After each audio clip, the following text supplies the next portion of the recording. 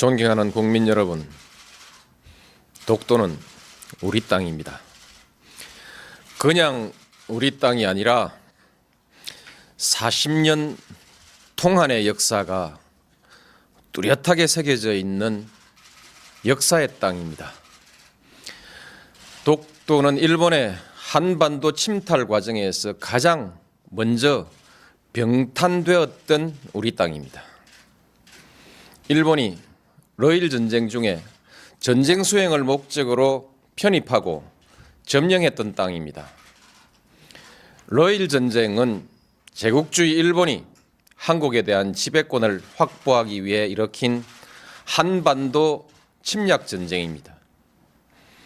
일본은 러일 전쟁을 빌미로 우리 땅에 군대를 상륙시켜 한반도를 점령했습니다.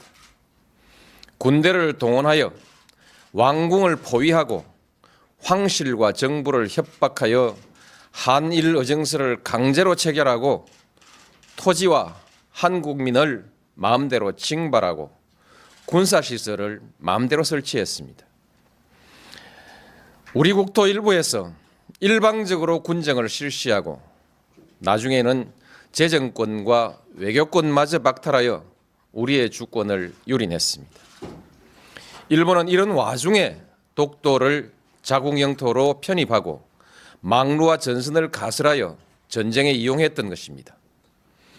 그리고 한반도에 대한 군사적 점령 상태를 계속하면서 국권을 박탈하고 식민지 지배권을 확보했습니다.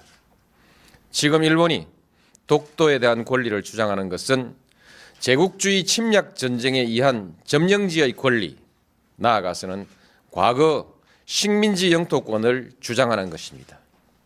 이것은 한국의 완전한 해방과 독립을 부정하는 행위입니다.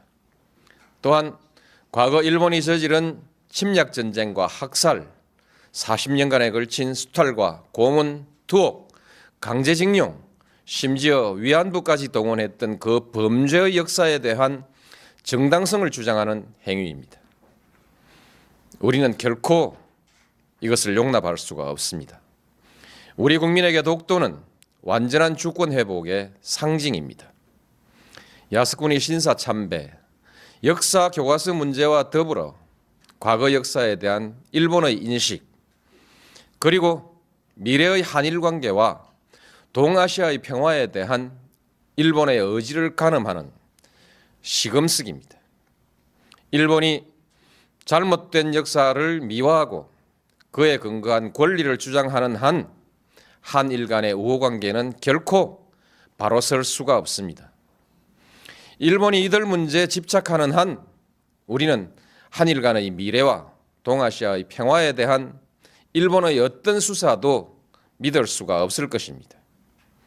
어떤 경제적인 이해관계도 그리고 문화적인 교류도 이 벽을 녹이지는 못할 것입니다. 한일 간에는 아직 배타적 경제 수역의 경계가 획정되지 못하고 있습니다. 이는 일본이 독도를 자기 영토라고 주장하고 그 위에서 독도 기점까지 고집하고 있기 때문입니다. 동해 해저 지명 문제는 배타적 경제 수역 문제와 연관되어 있습니다. 배타적 수역의 경계가 합의되지 않고 있는 가운데 일본이 우리 해역의 해저 지명을 부당하게 선점하고 있으니 이를 바로잡으려고 하는 것은 우리의 당연한 권리입니다. 따라서 일본이 동해 해저 지명 문제에 대한 부당한 주장을 포기하지 않는 한, 그리고 배타적 경제 수역에 관한 문제도 더 미룰 수 없는 문제가 되었고, 결국 독도 문제도 더 이상 조용한 대응으로 관리할 수 없는 문제가 되었습니다. 독도를 분쟁 지역화하려는 일본의 의도를 우려하는 견해가 없지는 않으나 우리에게 독도는 단순히 조그만 섬에 대한 영유권의 문제가 아니라 일본과의 관계에서 잘못된 역사의 청산과 완전한 주권 확립을 상징하는 문제입니다. 공개적으로 당당하게 대처해 나가야 할 일입니다.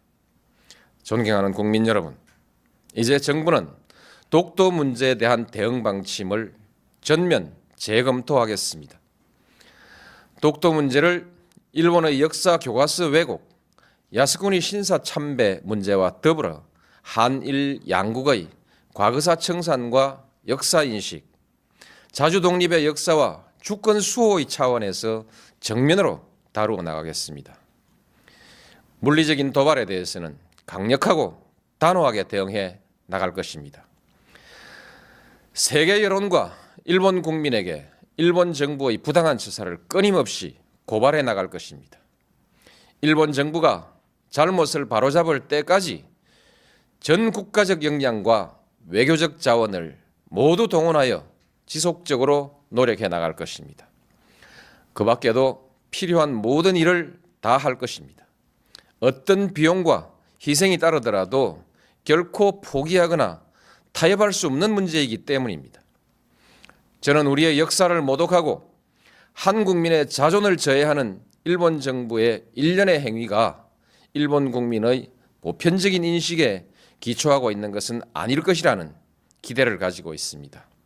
한일 간의 우호관계, 나아가서는 동아시아의 평화를 위태롭게 하는 행위가 결코 옳은 일도 그리고 일본에게 이로운 일도 아니라는 사실을 일본 국민들도 잘 알고 있을 것이기 때문입니다.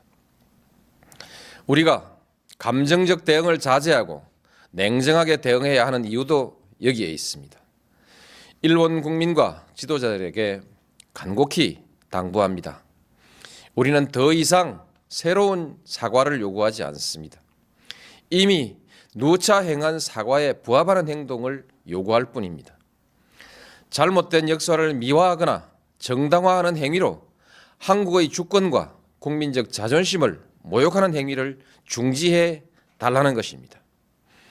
한국에 대한 특별한 대우를 요구하는 것이 아니라 국제사회의 보편적인 가치와 기준에 맞는 행동을 요구하는 것입니다.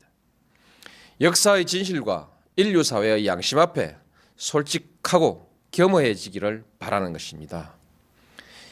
일본이 이웃나라에 대해서 나아가서는 국제사회에 이 기준으로 행동할 때 비로소 일본은 그 경제의 크기에 알맞는 성숙한 나라, 나아가서는 국제사회에서 주도적인 역할을 할 수 있는 국가로 서게 될 것입니다.